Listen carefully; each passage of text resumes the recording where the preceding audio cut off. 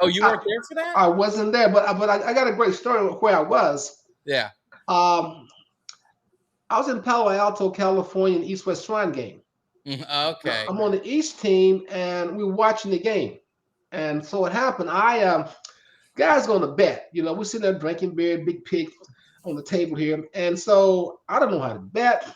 So just for the hell of it, because of my nature, I take Pittsburgh. Didn't know Franco Harris Pittsburgh. So all of a sudden, I'm betting. End of the game, guys are hollering, "AT, it's time to pay up." Now, there were 30 guys in there. I had betted $30 a head. Now that's $900. Now I wasn't too smart because I only left Tallahassee with 500. In the week I'm down to 150. So I don't have. So I'm trying to sneak out, and all of a sudden they say, "Stop, T." These two sous chefs, they're about 400 pounds, Samoan guy and a brother. They say you can't go out. So I'm sitting in the chair by the door, and I lost my little mellow high from the beer because I don't have $900. And I'm sitting there, I went to a Catholic school, but I'm Baptist, Southern Missionary Baptist. So I'm saying all kind of prayers. I'm saying Hail Marys. I'm saying Jesus be on time, all type of stuff because I don't have no $900. All of a sudden, I hear this roar.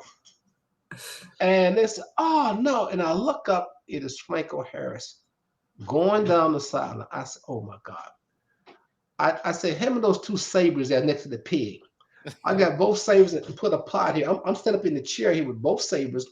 You can't get out the door until you drop your $30. I had $900. Now I'm rich. I ain't seen $900 in my life. I'm flying back to Florida. I must have counted that $900 20 times. You know. Now, the ironic thing about that, the next month is the draft. I get drafted by Pittsburgh, and then when I get to training camp, guess who my roommate is? Franco Harris. Now, did you give Wow. him any? Did you give him any bonus money for that play? Hold. Well, here's the story. At his 25th reunion, I was talking to him about this. He said, "You have to tell the story." So I told the story about the money. And he said, "T, you owe me." Okay. Ironically, now he and our friends, we business partner, we did a lot of things together. Coming up to the 50th anniversary, I said I wasn't coming. He said, "T, you gotta come." I said, "I wasn't there. I wasn't on the team." He said, "But you owe me." I said, "What do you mean owe you?" "That $900. I said, "What do you mean?" He said, "Well, this is what you do." You said, "Look, calculate, you always punching those numbers in there." He said, "You punch in $900, you know, at 10% for 50 years." Years. I say, "Franco, where you get your 10% from?" "Well, God used 10%. I can use 10%." So the game plan for this big immaculate reception thing, I had to tell the story about the money and then tell the people how much I really owed him. He wanted half of that money. And so I came up with the idea. I said, "Now, how do I get out of this?" I said, "He goes biblical on me with his 10%. Then I came up with this. Wait a minute. In the Old Testament, they have the year Jubilee. After 50 years, all debt is expunged." So that was the game plan that he didn't know anything about. But unfortunately, obviously there was an immaculate reception. They took him out here a couple of days right before that event. Yeah. And that was that today. I'm still waiting for a phone call to some days from it.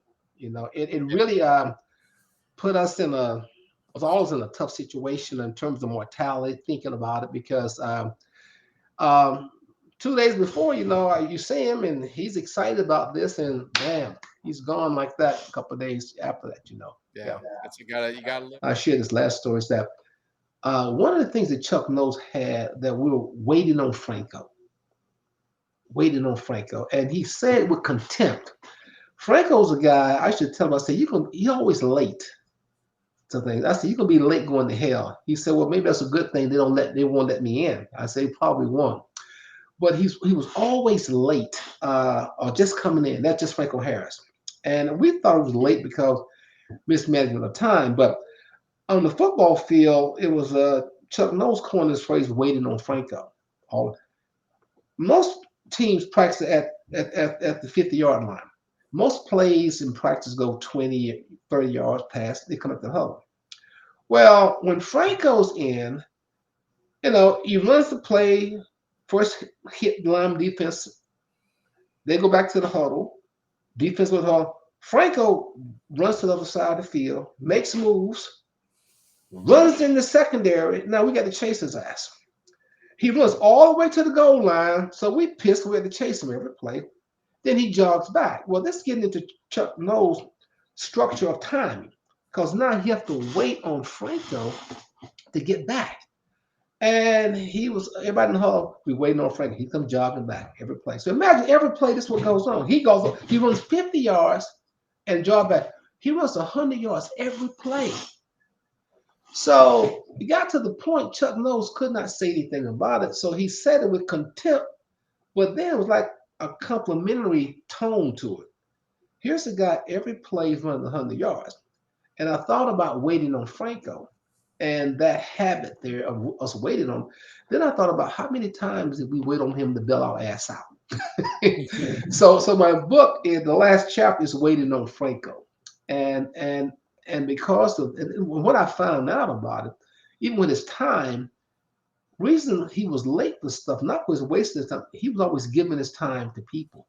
He would stop anywhere, talk, sign autographs. I went to a event with him and his wife once, and I introduced him. And he was the main speaker. So people are leaving at this time for us to go. Most guys go in, they do their thing, get the hell out. His wife takes off her shoes. I said, Dana, what are you doing? It's time to go. People are leaving. She said, you think we're leaving out here now? I said, yeah. He said, Franco will walk out with the janitor. I'll be damned. The custodian had wanted a picture and an autograph. When we leave this function, myself, his wife Dana, and the custodian is walking out while he locks the door, and Franco will give him an autograph and a picture. And that's the kind of guy he was. Wow. Yeah. Most guys, they think, no. He's the last one to leave. And I'm figuring out, because I'm upset. I'm ready to go too. We walk in the parking lot. The parking lot's dark. All the cars gone. We're walking out, and that's Franco Harris. Yeah, that says a lot about his character. It says a lot about his character. Yes. Yeah, absolutely. Well,